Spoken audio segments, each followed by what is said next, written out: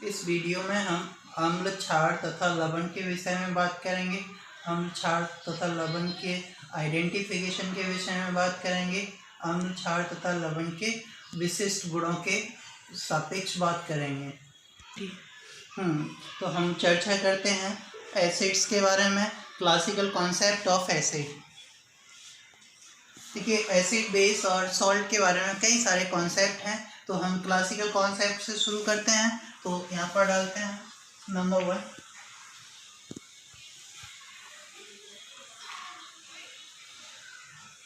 Concept of acids. Acids के classical concept, initially हम जो कंपाउंड्स होते थे उन्हें पहचानने के लिए टेस्ट का सहारा लेते थे, यानी ऐसे सब्सटेंस जो टेस्ट में श्योर यानी खट्टे होते थे उन्हें एसिड कहते थे। तो कैसे होते हैं? अम्ल स्वाद में खट्टे होते हैं।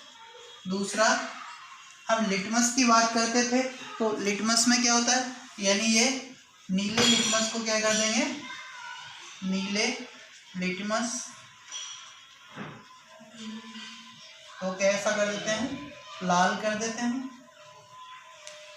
यानी blue litmus paper convert into red when dipped in acidic solution. लेकिन इसके लिए सॉल्यूशन होना चाहिए, एक्वस सॉल्यूशन होना चाहिए। तीसरा पॉइंट, इनके पीएच की बात करते हैं, तो पीएच इनका लेस देन 7 होना चाहिए। पीएच कितना होना चाहिए? Less than 7। pH less than 7, और हम कह सकते हैं in the range of 0 to 7, in between 0 to 7। Fourth point की बात करेंगे तो ये कोरोसिव नेचर के होते हैं। अम्ल का नाम सुनते ही हमारे दिमाग में आता है एसिड अटैक। लोग इसे एसिड अटैक में क्या यूज करते हैं? क्योंकि ये कोरोसिव नेचर के होते हैं, यानी जहाँ पे भी पड़ते हैं स्किन पर फपोले डाल देते हैं। तो क्या होता है? ये कोरोसिव नेचर के होते हैं।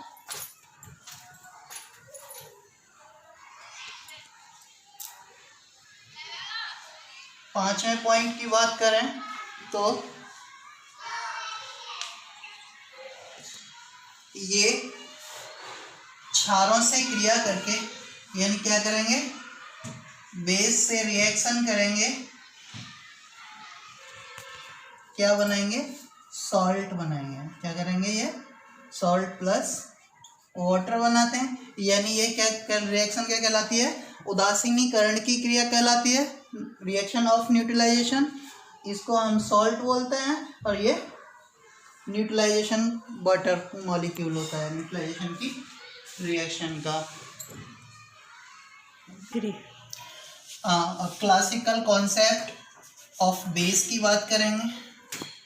बेसिस के लिए बात करेंगे तो इसमें पहला पॉइंट क्या हो जाएगा?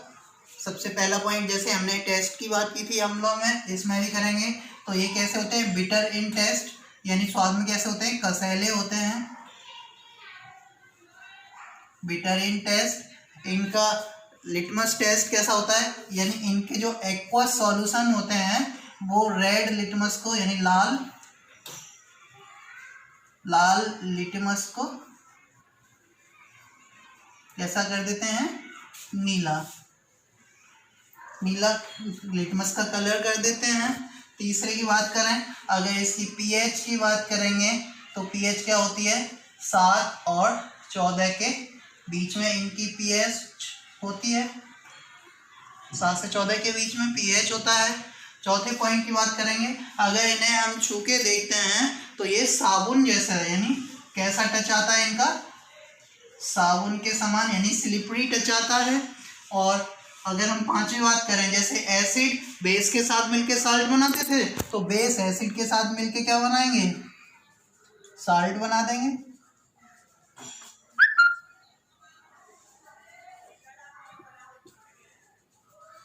तो ये रिएक्शन तो दोनों की सेम रहेगी। अब हम आर्हीनियस कॉन्सेप्ट की बात करेंगे। कॉन्सेप्ट फॉर एसिड्स और बेसिस, एसिड और बेस की बात करेंगे। तो सबसे पहले एसिड की बात करें। एसिड्स के लिए क्या होता है, आर्हेनियस कांस्टेंट, यानी ऐसे यौगिक जो जलीय विलयन में H+ आयन देते हैं वो आर्हेनियस के अम्ल कहलाते हैं, तथा फॉर एग्जाम्पल A- और H+, या थोड़ा सा मिस्टेक हो गया, चलो कर देते हैं HA। ये मिस्टेक हो गया था क्योंकि पहले हमें कैटाइन रखना पड़ता है, उसके बाद एनाइन रखना पड़ता है, इसलिए हमने कैरेक्टर के क्या बनेगा यहाँ A- और H+। ये भी क्या होगा एक्वस, और ये भी क्या होगा एक्वस। अगर इसी तरह से हम बेस की बात करें, बेस क्या था, आर्हेनियस कॉन्सेप्ट, यानी ऐसे सब्सटेंस जो एक्वस सॉल्यूशन या जलीय विलयन में OH- आयन देते हैं, आर्हेनियस के क्षार कहलाते हैं। आर्हेनियस का जो सिद्धांत था अम्ल और क्षार का, वह केवल जलीय माध्यम में ही लागू होता है, इसलिए यह सार्वत्रिक नहीं था। इससे हम सभी विलायकों में प्रत्येक एसिड और बेस की एक्सप्लेनेशन नहीं दे सकते, इसलिए इससे आगे हमें दूसरे कॉन्सेप्ट की ज़रूरत पड़ी। तो हम स्टार्ट करेंगे Bronsted and Lowry concept of acid and base. अब Bronsted and Lowry acid and base concept की बात करेंगे।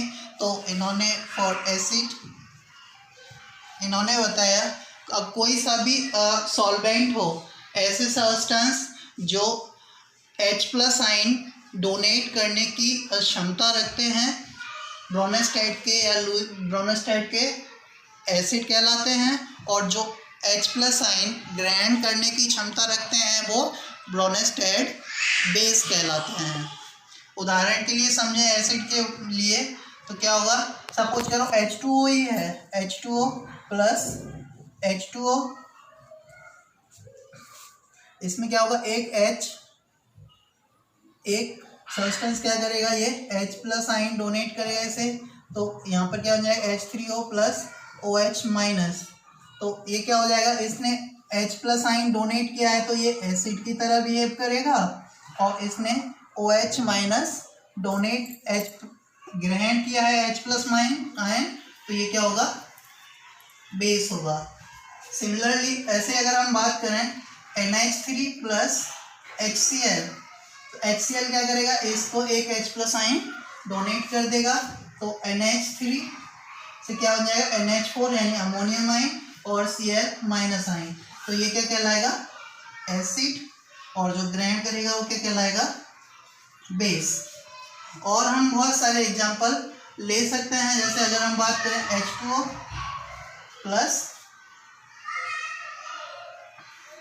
H2SO4, तब ये क्या बनेगा H3O पॉजिटिव यानी hydronium ion plus HSO4 minus ion. तो यहाँ पर इसने प्रोटॉन डोनेट किया है, यहाँ पर इसने प्रोटॉन डोनेट किया था, और यहाँ पर इसने जो प्रोटॉन डोनेट करेगा वो क्या कहलाएगा एसिड, और जो प्रोटॉन एक्सेप्ट करता है वो क्या कहलाता है बेस। इस थ्योरी को कंजुगेटेड एसिड बेस थ्योरी भी कहते हैं, क्योंकि देखिए अब इधर से इधर चलें तो ये क्या करेगा, ये H+ आयन डोनेट करेगा इससे, तब ये क्या कहलाएगा कंजुगेटेड एसिड, और ये क्या कहलाएगा कंजुगेटेड बेस। तो इसे हम कंजुगेटेड एसिड बेस कॉन्सेप्ट के नाम से भी जानते हैं। और ये बात ध्यान रखनी चाहिए, हमेशा strong acid weak conjugated base बनाता है, और weak acid strong conjugated base बनाएगा, और ऐसे ही weak base strong conjugated acid और strong base weak conjugated acid बनाएगा। लेकिन ये उन्हीं कंपाउंड के एसिड और बेसिक नेचर का एक्सप्लेनेशन कर पाता है जिसमें H+ आयन यानी हाइड्रोजन प्रेजेंट हो, लेकिन कुछ ऐसे कंपाउंड्स एसिड और बेसिक कैरेक्टर्स हो करते हैं जिनमें H+ आयन नहीं होता। इस कॉन्सेप्ट को भी व्यापक नहीं समझा जा सकता। इससे आगे हम लुईस एसिड बेस कॉन्सेप्ट पढ़ेंगे। अब हम लुईस एसिड बेस कॉन्सेप्ट की बात करेंगे। लुईस एसिड बेस कॉन्सेप्ट को electronic concept of acid base कहा जाता है और इसे मॉडर्न कॉन्सेप्ट भी कहा जाता है। ये अधिकांशतः यौगिकों के एसिड और बेसिक प्रॉपर्टी को एक्सप्लेन करने में सक्षम होता है। अगर हम एसिड के लिए बात करें, एसिड्स की बात करें, तो हम लुईस एसिड को ऐसे एक्सप्लेन कर सकते हैं, यानी वे पदार्थ में क्या आएगा, कंपाउंड्स और आयंस जो रासायनिक अभिक्रिया में इलेक्ट्रॉन पेयर एक्सेप्ट यानी ग्रहण करने का कार्य करते हैं, लुईस के अम्ल कहलाते हैं। अगर हम बेस की बात करें तो ऐसे यौगिक या आयन जो रासायनिक क्रियाओं में इलेक्ट्रॉन युग्मदान करने की क्षमता रखते हैं, लुईस के क्षार कहलाते हैं। तो इनके हम प्रॉपर्टीज के बारे में बात करें, क्या होते हैं, डोनर एक्सेप्ट इलेक्ट्रॉन एक्सेप्ट करते हैं, एक्सेप्ट इलेक्ट्रॉन पेयर यानी इलेक्ट्रॉन पेयर एक्सेप्टर होते हैं। दूसरी बात करें, इलेक्ट्रॉन पेयर एक्सेप्ट कर पाएंगे कब, जब इनका ऑक्टेट इनकम्प्लीट होगा, यानी they have incomplete octet.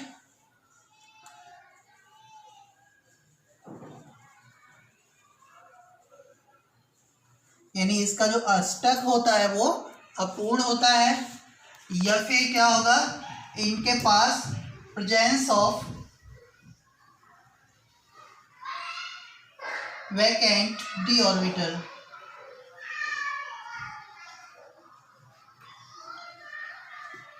Vacant d orbital की प्रेजेंस होनी चाहिए। और क्या हो सकता है, ये न्यूट्रल या कैटाइन हो सकते हैं, दे में भी न्यूट्रल मॉलिक्यूल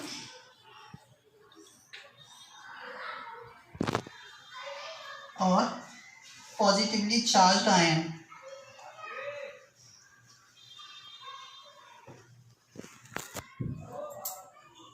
ये पॉजिटिवली चार्ज्ड आयन हो सकते हैं, न्यूट्रल मॉलिक्यूल हो सकते हैं। हाँ, यह है इलेक्ट्रॉन डेफिशिएंट कंपाउंड यानी इलेक्ट्रॉन न्यून यौगिक या आयन हो सकते हैं। इनको इसलिए इलेक्ट्रोफाइल भी कहा जाता है। इन्हें निम्न उदाहरण द्वारा समझा जा सकता है। AlCl3 इलेक्ट्रॉन डेफिशिएंट कंपाउंड है, न्यूट्रल मॉलिक्यूल है। BCl3, BF3, BeCl2, FeCl3, इनमें क्या होगा, वैकेंट डी ऑर्बिटल होंगे। PCl3, इनमें भी क्या होंगे, वैकेंट डी ऑर्बिटल के कारण ये कैसे बिहेव करेंगे, लुईस एसिड की तरह बिहेव करेंगे। इसमें देखें तो हम CH3 पॉजिटिव आयन यानी पॉजिटिवली चार्ज कैटायन है, इसलिए ये कैसे बिहेव करेगा, न्यूट्रल मॉलिक्यूल। इसके स्ट्रक्चर देख सकते हैं, यानी 2, 4, 6 कार्बन के 6 इलेक्ट्रॉन हो सकते हैं, हो गए, एक लोन पेयर की कमी है। इसी तरह से एल्यूमिनियम में 6 इलेक्ट्रॉन होते हैं लेकिन एक लोन पेयर की कमी होती है।